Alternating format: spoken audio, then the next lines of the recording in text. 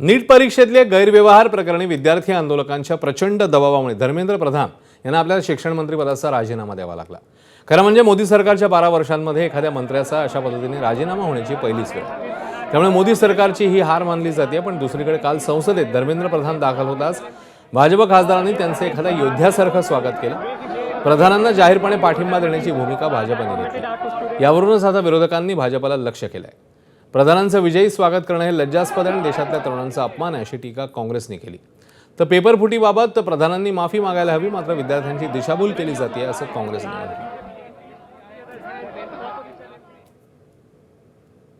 किन परिस्थितियों ने इन्होंने इस्तीफा दिया और फिर उनका यहाँ पे स्वागत हो रहा है जैसे कोई सुपरस्टार का आगमन हो रहा है।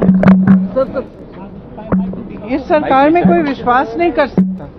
आज भी स्टूडेंट्स को परेशान किया जा रहा है। मैंने देखा कुछ इंस्टाग्राम के हैंडल जिसमें लड़कियों की फोटो चिपका रहे, मतलब पोस्ट किए हुए और कहा है कि इन लोगों ने ऐसा ऐसा किया। ये क्या बात है? या तो आप बातचीत कर रहे हैं या आप इस समस्या को सुलझाना चाहते हैं या फिर सब स्टूडेंट्स के आप पीछे पड़े हुए हैं और आप उनको दबाना चाहते हैं। अभी भी जब मंत्री जी लौटे हैं, मंत्री नहीं रहे, उसके बाद सदन के बाहर उनका स्वागत किया गया।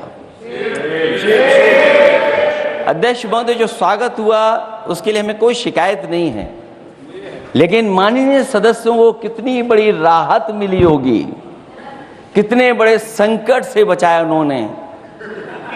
एक प्रधान जी को हटा करके प्रधानमंत्री बचा लिया आपने। तर ठाकरेंच्या शिवसेनेचे खासदार संजय राऊत यांनी केलेल्या टीकेला भाजपचे मुख्य प्रवक्ते नवनाथ बन यांनी आता उत्तर दिलंय। बघूया। धर्मेंद्र प्रधान का हुतात्मा आहेत का? त्यांनी का बलिदान दिलंय का?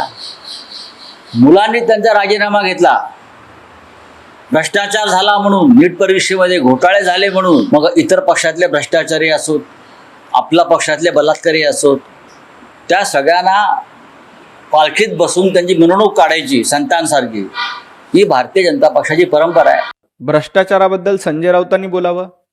ज्या पत्राचाळीमध्ये हजारो कोटींचा घोटाळा संजय राऊतांनी केला, तुम्हाला भ्रष्टाचारबद्दल बोलायचा अधिकार आहे का?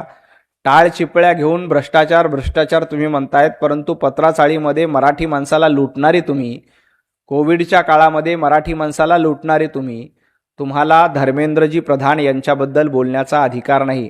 धर्मेंद्रजी प्रधान हे विद्यार्थ्यांच्या आंदोलनातून पुढे आलेलं नेतृत्व आहे।